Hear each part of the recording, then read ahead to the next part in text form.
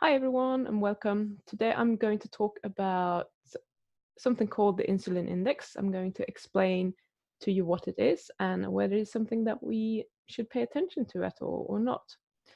So the insulin index is a table, if you like, that will basically tell you how much insulin you will create as a response of eating a certain amount of a certain type of food. So this is a little bit different from the glycemic index, which is how much blood sugar you will, or the rise in blood sugar after you have eaten a type of food, or the glycemic load, which is pretty much the same thing but for a combination of foods, etc. So you always compare that to pure glucose. So there is a correlation between these two, or these three, I should say. So if you're using the glycemic load, there seems to be about an 80%-ish plus minus correlation between the glycemic load index and between the insulin index.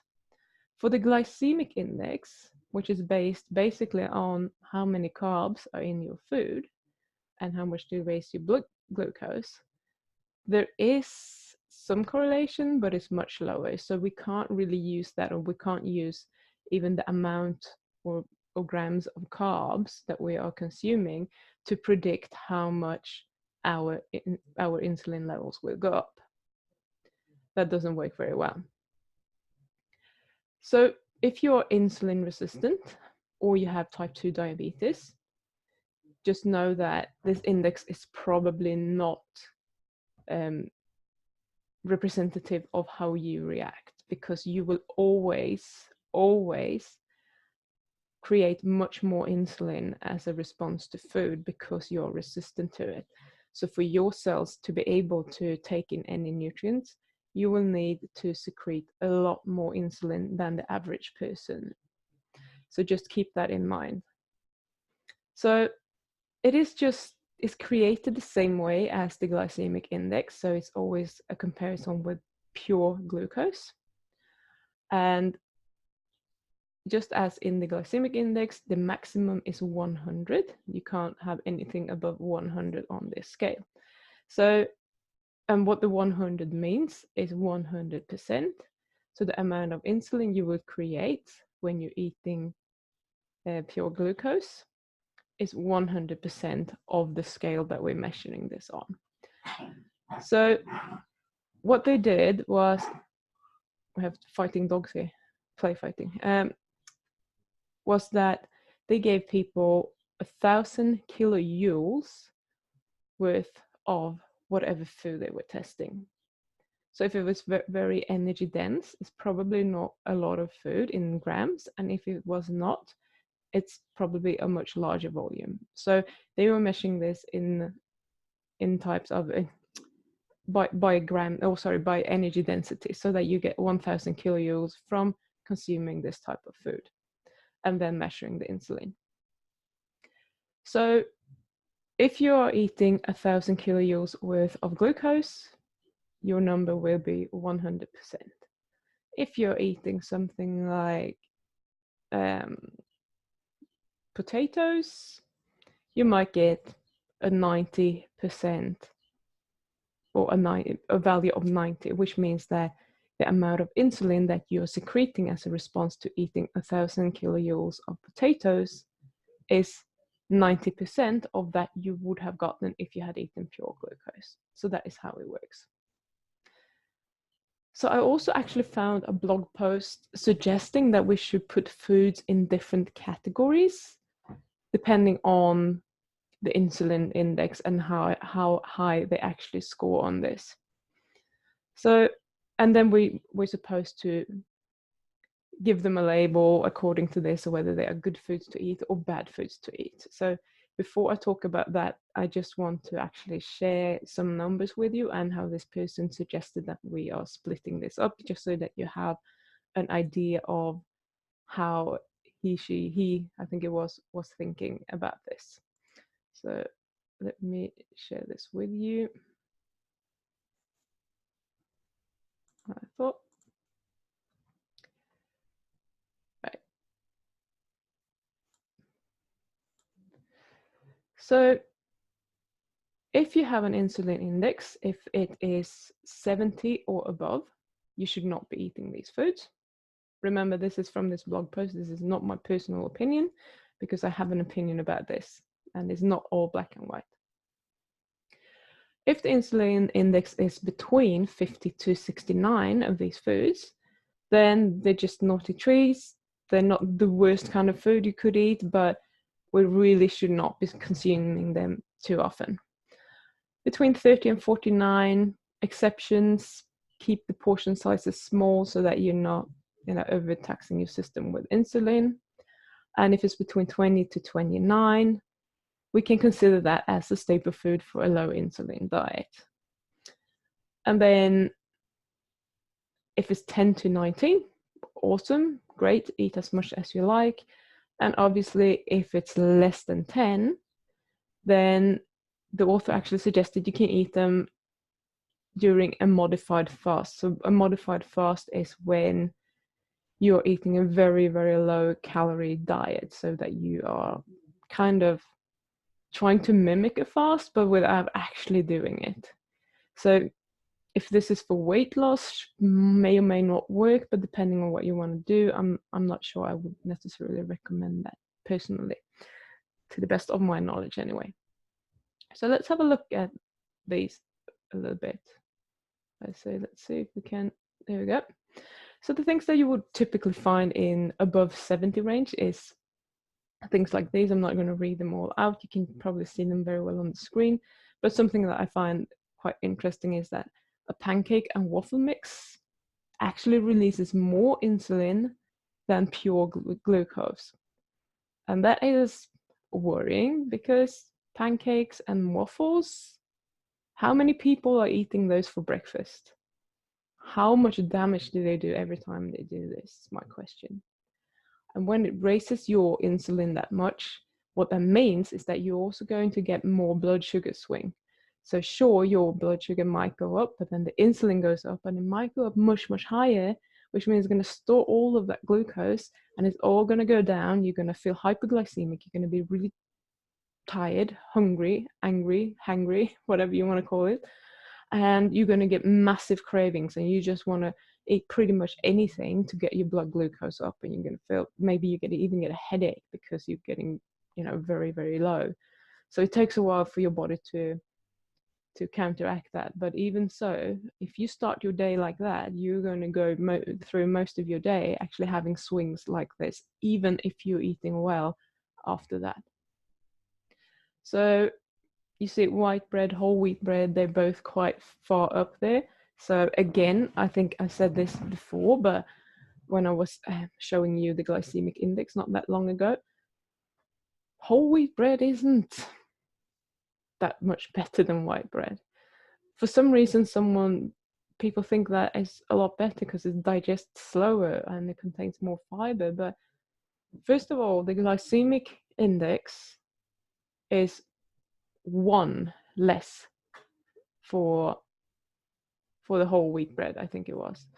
And obviously, 70% of the insulin that you get released when you're eating pure glucose versus 73, it's not a lot of difference. I would say they're both equally pretty bad. So I just want to point that out. So the foods that you get between 50 and 69 are foods that you really shouldn't be eating very often or very much of. And we have a few things here that people might be consuming.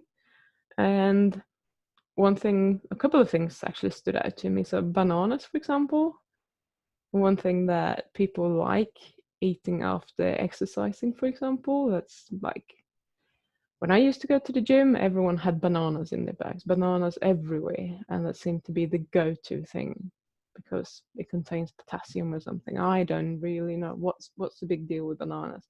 The only thing I can think of with bananas that is good is that it's actually, for being a fruit, is filling. And it fills that void when you're actually really hungry. And then we have white rice, which is something that many low-carb people see as a safe starch that they go to whenever they're doing, let's say if you're doing a cyclic or ketogenic diet, you might do a carb refeed. a lot of people are doing white rice. Some might not be the best choice. You can prepare it in different ways to get it to actually have a less of a glycemic impact. But I don't know whether the insulinogenic effect changes or not. I don't think anyone has ever looked at that. So that's just something that you can keep in mind. And these foods are obviously, in terms of how much insulin you create as a response, they are comparable to chocolate chip cookies and McDonald's French fries. So that's quite interesting. And then something that you might not think is so bad is battered fish fillets. So many people might think that it's just a little bit of batter on top. It's not no big deal. And then the rest is fish, so that should be good.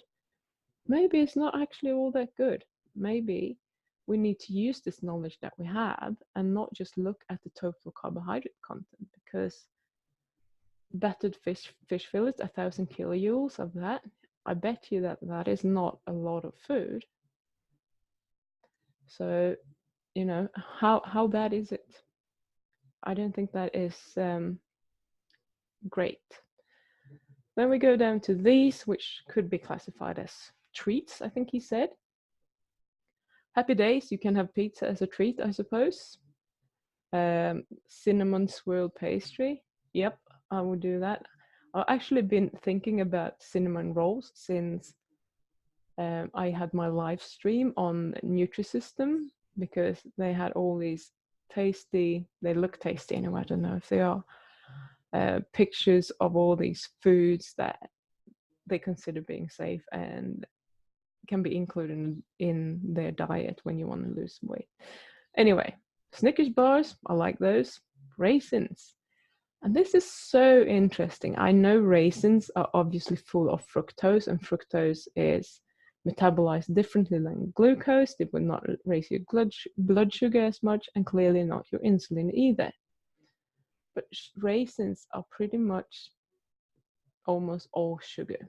Sure, there's a little bit of fiber and some minerals, etc. in there, but it's eating plain sugar almost, and still they raise your insulin less than half of what white bread does, even wheat bread, or whole wheat, where should I say. So yeah, this is kind of interesting. I find it interesting as information, but we're going to talk a little bit later about how to actually use this.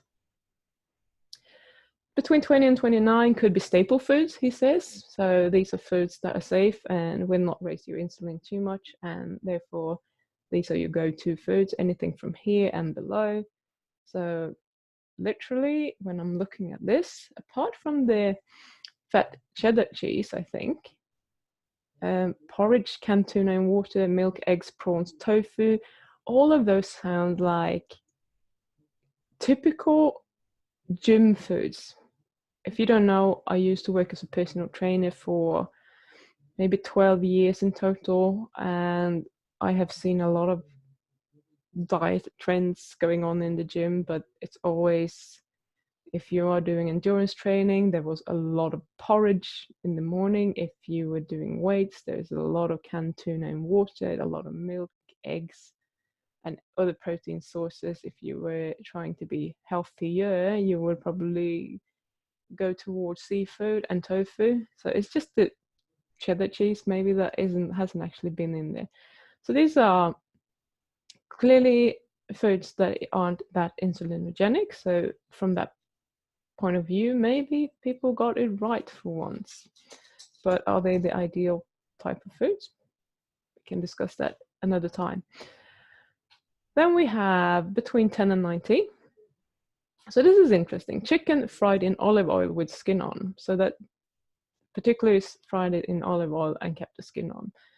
And then they also have roast chicken without skin. There's not a lot of difference there, but there's some difference.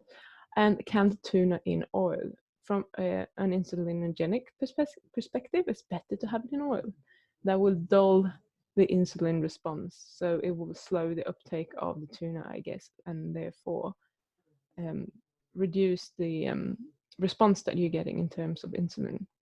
Peanuts, and then peanut butter without added sugar.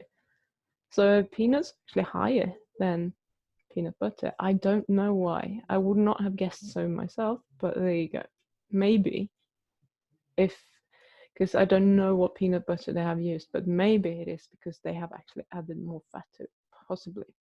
Some some do that, some don't, and it's better if you're eating peanut butter, if you must, try to stick with the one that has absolutely nothing added, because you don't want them to add some crappy oil to the peanut butter. Peanut oil is much more stable than the oils that they usually add. Below 10, I love this list: bacon, walnuts, avocado, olive oil, white wine, and butter. So this is actually quite cool because, to be honest, everything apart from the white wine on that list are some of the things that I really like. I wouldn't say I really like walnuts, and I don't really like olive oil on their own. However, at the moment, I'm dairy free at the moment as an experiment again. I've done this before, but this time I'm going to do it to check how I react to cream, because I know I don't react well to other dairy products that are higher in protein. So I just want to see what happens with cream. That's why I'm dairy free right now. But so right now, what I'm doing is I have made my own pesto, which doesn't contain any Parmesan cheese or anything, and pine nuts are quite expensive, so I'm using walnuts. So first of all, I love crispy bacon with a perfectly ripe avocado. There is nothing better than putting those avocado slices on my bacon and just eating it. It's something with that combination that is just magic. So that would be like a really, really good breakfast food according to this index. And then we have walnuts and olive oil. Basically, my pesto is walnuts, olive oil, and basil, and salt, and garlic. That's it. So I pretty much got it all mapped out. And butter, what can I say? Butter makes everything better. That's just a known fact. There's no debate about that, because butter is just beautiful. And right now I have clarified some butter so that I for sure won't get any sort of milk proteins in if I'm eating it. I haven't touched it yet, but I do have it there in case I feel like actually I don't want to eat the pesto right now. I might just want to have some butter on my steak or whatever, then I have it there anyway. So that's pretty much the stop that share. That's the insulin index and some of the foods that they have analyzed. That wasn't an exclusive list, but it was some of them. And according to that list, you now know what you should be eating and shouldn't be eating. But please don't rush off just yet, because I want to discuss the insulin index a little bit and why it on its own isn't such a great tool. So first of all, we're all different. And just as with the glycemic index, we all react differently in terms of how much insulin we release as well. So my insulin response will never be the same to the same amount and the same type of food that yours will be. And that depends on so many factors. And we're all different. So you do not know unless you're checking. You can still use it as a guide though, obviously.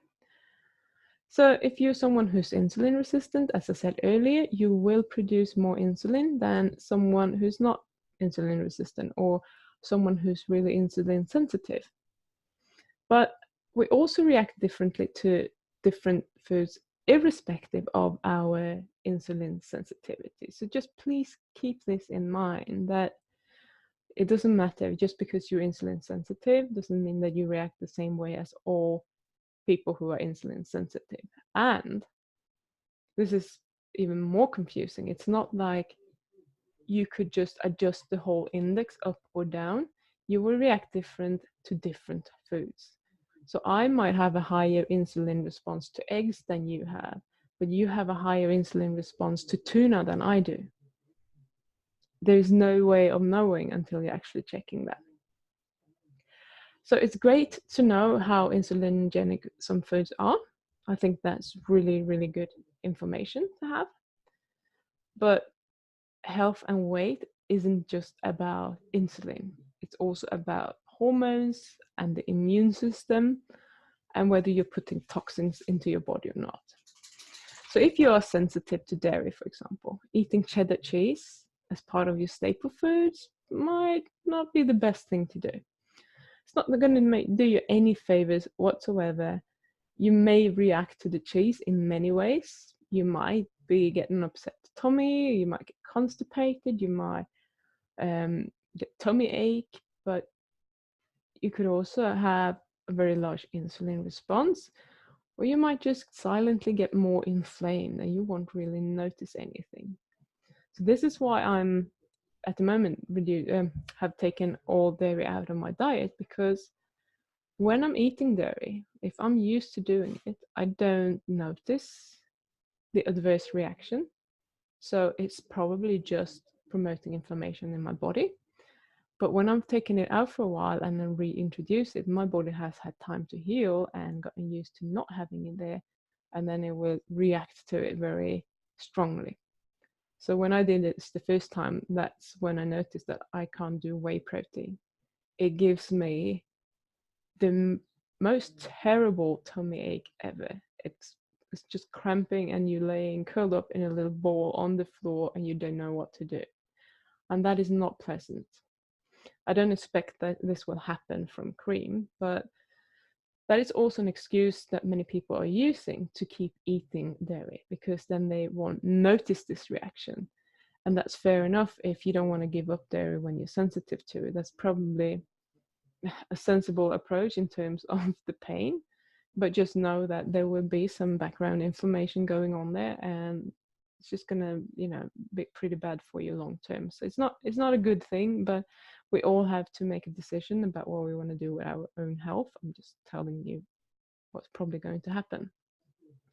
You could also get things like that you won't think about, and like brain fog, for example, or get quite sleepy or tired, those kind of things. That could also be like an oversensitivity to certain types of food. So the insulin index has absolutely nothing to do with nutrient density or the amount of toxins that are in our foods. So canned tuna in oil, for example, has a great insulin index. Canned tuna in water has a less great one, but still a good one. But which one would I prefer to eat if I was eating them? I would always pick the tuna in water, and that is because the tuna in oil comes in oil that they have added, and that is probably oxidized and it's probably not very good quality. So by eating the tuna in oil, I'm doing myself a disfavor. I'm just promoting more inflammation. I'm putting bad fats into my body, and if those that are already oxidized are getting incorporated in my cell membranes, I will cause inflammation. And if those cell membranes are in my vasculature, for example, that might start forming plaques, etc. So this is really, really bad idea from a health perspective. So when we are getting so focused on just one parameter, like insulin, for example, and we just classify something as good or bad depending on where they fall on the insulin index, we are really setting ourselves up for trouble unless we're very lucky with the foods that we pick, because there are good foods down on the lower scale of the insulin index. But I can't remember where we had eggs at. Let's say if I scroll up here, I can have a quick look. So eggs, 23, they're quite good. But if I want to eat even lower, if I want to be as low as possible, I think, chicken without skin is better because it's 17. Yeah, I'm just going to eat lots of chicken without skin, but I'm not getting any healthy fat at all. And chicken isn't the most nutritious kind of meat that you can find. So I think we need to combine everything, all our knowledge, and choose foods that serve us best, that we feel best from, but also that provides all the nutrients that we actually want. So use it, but use it with the knowledge that is not the be all kind of index. We just want to use it as one tool amongst many others.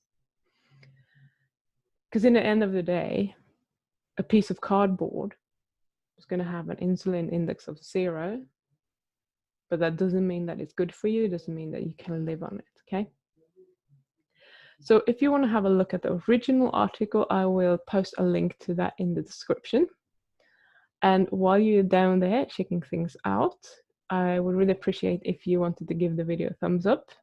Maybe subscribe to my channel if you haven't done it already. There will be a lot of nutrition and cravings management, a lot having to do with sugar or carbohydrate metabolism, some about pure nutrition, some about training as well.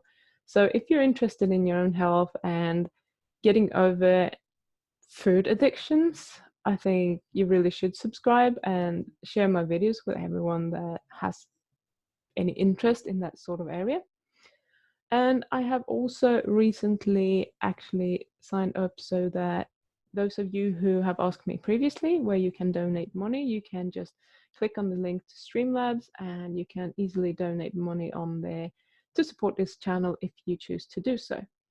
It's not necessary. I do appreciate all support though in every form that it comes, and subscribing is totally free. Watching my videos is totally free apart from the electricity that you will have to pay for. Unless you go to the library, you can do it there as well. So thank you very much for watching. I will see you very soon again. Have a good day.